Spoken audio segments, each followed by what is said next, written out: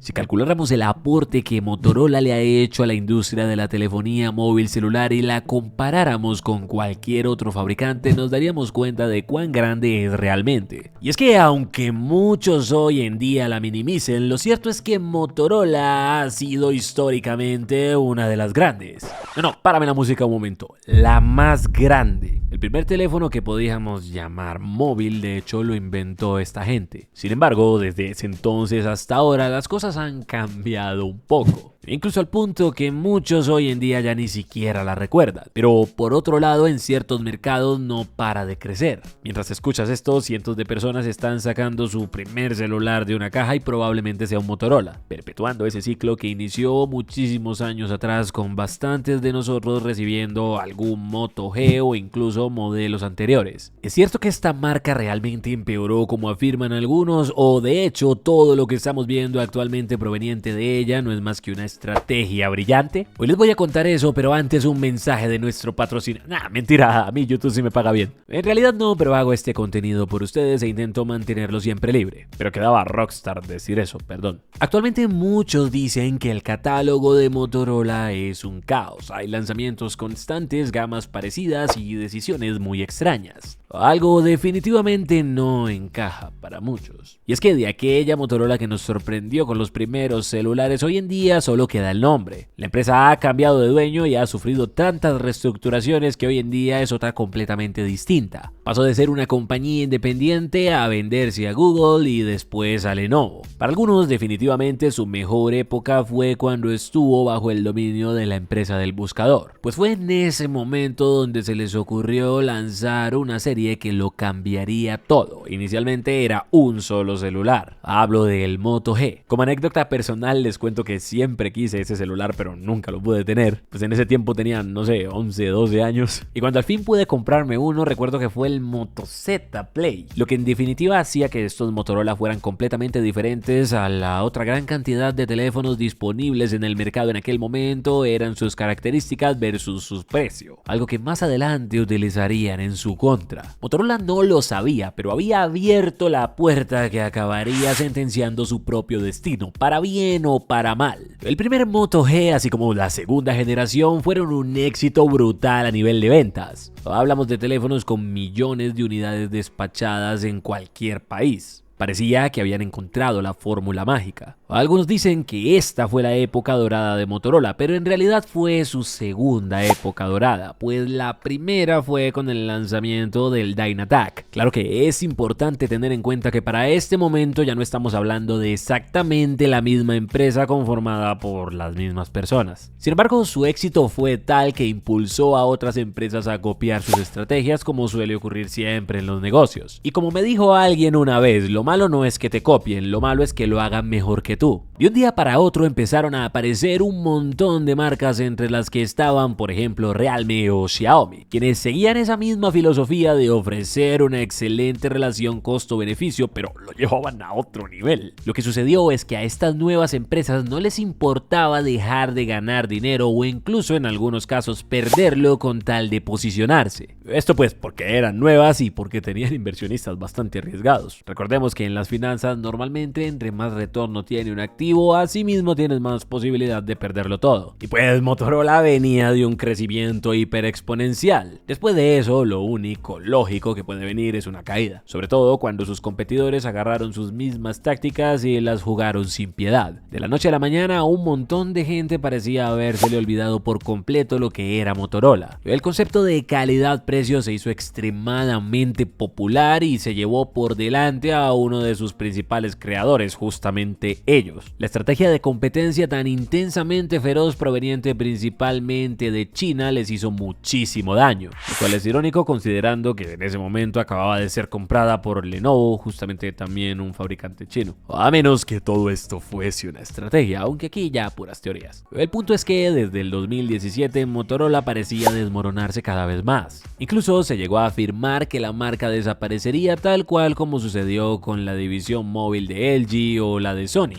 Pero aquí estamos finalizando 2025 y lejos de eso, en realidad parece que Motorola está a punto de vivir su tercera época dorada. Y es que pongámonos a pensar que salir de donde estaban no era algo precisamente sencillo. Tuvieron que pasar literalmente años para que los directivos de la empresa pudieran darse cuenta de los errores y comenzar al fin a corregir el rumbo, lo que nos lleva a su actual estrategia, amada por unos, odiada por otros, pero indiscutiblemente funcional. ¿Y qué diablos se supone que está haciendo Motorola ahora? ¿Por qué digo que le funciona? Y más importante aún, ¿por qué debería importarte? Bueno, pues porque probablemente, como pasó antes, muchos otros los van a copiar. De hecho, ya lo están haciendo. Un cambio silencioso que marcó un antes y un después es el momento en el que la gente comenzó a fijarse cada vez más en características técnicas. Absolutamente nadie se interesaba por saber qué era el procesador o cuál tenía un teléfono años atrás. Fue conforme los dispositivos actuales fueron popularizándose y viniendo cada vez con más funciones que esto empezó a ser tema de debate. Y es que lo esencial de un teléfono es mantenerte comunicado, todo lo otro es secundario. Durante mucho tiempo, algunos consideraban a Motorola una marca desactualizada porque mientras otros estaban lanzando celulares con procesadores que más parecían de una PC gamer, Motorola se enfocaba en otras cosas. Pero como el tiempo es el mejor juez, al final le dio la razón. Y es que hoy en día muchos de los que se fueron hacia esas marcas que supuestamente les iban a dar lo mejor costando menos han vuelto arrepentidos a usar nuevamente un teléfono de Motorola. ¿Por qué? Pues porque su estrategia no es la de explotar los benchmarks o comprarlos. En realidad esta marca nunca se ha interesado por tener el modelo más potente del mercado ni de lejos. La mayoría no logra verlo, pero simplemente están en otro juego, el de la estabilidad. Puedes comprar mañana el último Poco X7 Pro y probablemente ande tremendo los primeros días, pero luego de unos meses, es más, luego de unos años, dime cómo te va. Mientras que asimismo podrías adquirir un Motorola aparentemente no tan top, pero que envejeciera mucho mejor. De hecho, ese tema ya lo expliqué en un video completo que te dejo arriba a la derecha en una tarjeta para que lo veas. Pero ¿en qué me baso yo para decir que los Motorola duran más? ¿Acaso son suposiciones? No, para nada. Hablo desde mi experiencia como quien ha tenido muchísimos celulares recientes de esta marca. Bueno, de todas, pero también de esta. Algo de lo que me he podido asegurar es de que el software aquí está muy bien trabajado. No tiene nada que ver con esas capas hyperasco de Xiaomi.